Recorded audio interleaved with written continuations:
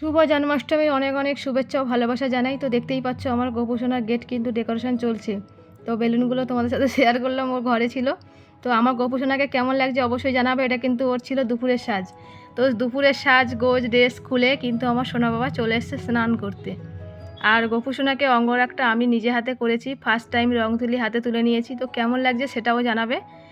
আর আমার সোনা পাপা কিন্তু এখানে স্নান করছে। আর পুরো ভিডিওটা দেখতে থাকো আমার সোনা পাপা কী কী দিয়ে আজকের আমি ভোগ নিবেদন করেছি। আর ওই পড়ার পর সোনা পাপার মুখটা তো একদম পাল্টে গেছে। তো দেখতেই পাচ্ছ আমার সোনা পাপা কতটা সুন্দর লাগছে। আর সোনা পাপা কি ড্রেস পরছে, কোথায় বসছে, সবটা দেখতে পাবে, পুরো ভিডিওটা দেখতে থাকো। তো দেখতেই পাচ্ছ আমার স্নান কিন্তু কমপ্লিট হয়ে এসছে।